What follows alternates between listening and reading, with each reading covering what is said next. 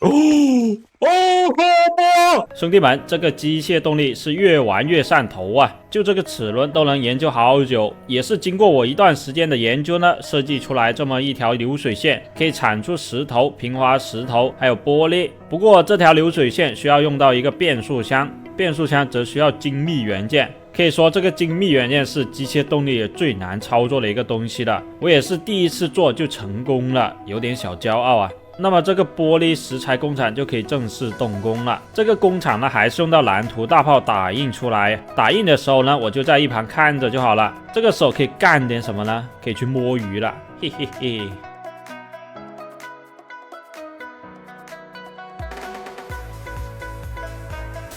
大家在工作的时候不要摸鱼啊，小心被扣工资啊！这个工厂的原理很简单，刷石机刷出来的原石，原石被粉碎机变成沙粒，沙粒再粉碎一次变成沙子，沙子烧一下变成玻璃，而石头和平滑石头就不用多说了吧。就这样，这条流水线可以为我提供大量的这3种建筑方块。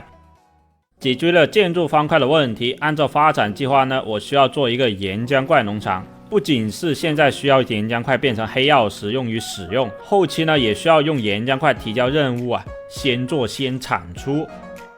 这个农场很简单，直接用装配矿车粘住一大片方块，运动起来就会把怪物推到地狱门去到主世界。主世界这边就会串息一样掉出来，也可能是便秘。我还特意把地狱门框架切了，让怪物更通畅的掉下来。下面是用动力锯处理，这个就直接进箱子了，还没设计对应的流水线。挂机了几个小时啊，拿到了10来组的岩浆块，这个效率还是挺低的。先把它们都变成黑曜石啊，用来日常使用。另外呢，前期做的猪人塔也被我拆掉了。不然会影响岩浆怪的效率。拆的过程呢，幸好没有出现意外，也是很顺利。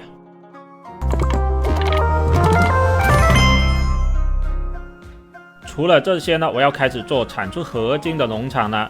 例如这个逆斯塔，从逆斯身上获得铜锭，还能顺便把3叉戟鹦鹉螺壳搞到手，这2个也是有用的。所以我们直接动工吧。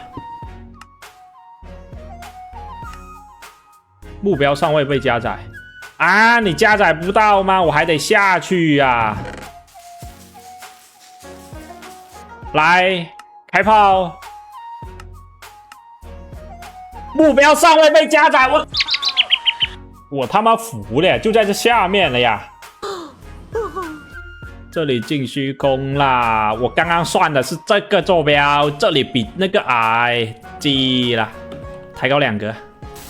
其实这些农场和机器在生存里实装并不难，但是设计这些农场和机器就需要消耗许多时间了。这个就是为什么我直播都在创造模式，因为设计2小时，实装5分钟。因为玩机械动力呢，还是得自己设计机器，看着那一条条的流水线转动起来，就感觉非常有成就感。好了，回到逆斯塔。在大炮差不多封顶的时候，我居然忘记了放水这个环节，我居然没放水，所以呢，我得手动放一下水呀。我操！记好，把它拉起来。哇，这个水，哇，这个水，就像某个人的视频一样，这个水。把水放好之后，剩下的也是很快做好了。还有一些收尾工作需要玩家去操作一下，例如铁轨状态不对、拉杆状态不对的，需要去更新一下。更新？我这不就更新了吗？你们点赞了吗？你们投币了吗？快跑，快跑，快跑！差点被推下去了。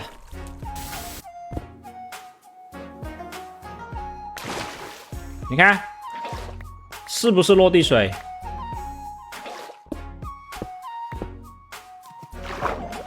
哦，有差有差！哦，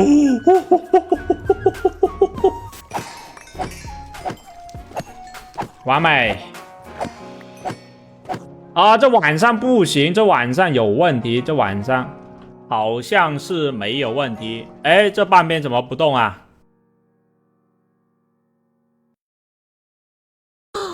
有个大问题，这些逆斯到了晚上，它会往水那边走，进不到传送带。嘿嘿，我直接用告示牌把水挡起来，这次就直接进传送带了吧。他推下来了，他还往中间走啊，哈哈。有点小问题，但不多，能用就好。这次就量产了铜锭了。接下来呢，我是准备做一个守卫者农场的，但是你看看这个守卫者的材料用量，其中最多的就是10000个白色玻璃，而且我的白色玻璃已经不多了，刷怪塔早就拆了，拆早了，导致我现在没燃料了。所以呢，我还是先做一个普通的刷怪塔吧，收集一些骨头、火药什么的。刚刚那个是收集部分，刷怪部分还是用矿车推拉让怪物掉下来的。这个刷怪塔就是一个过渡农场，没有很复杂。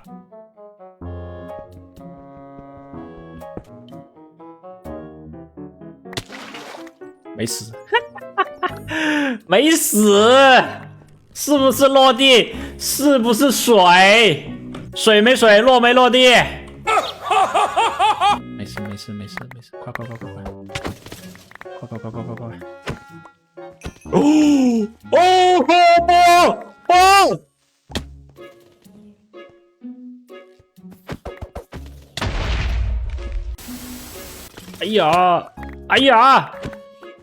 哎呀，这玩意要空手，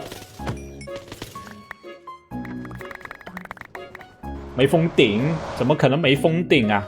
这边是不会刷的，这里有根火把在，你看，死不了的怪直接吹虚空去了。哦，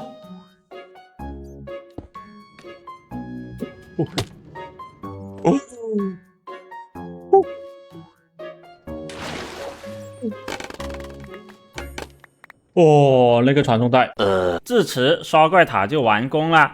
从此以后不用担心骨头、骨粉的问题了。那么下期节目建造守卫者农场，还有猪人塔。如果你觉得这期视频可以的话，不妨点个赞，谢谢支持。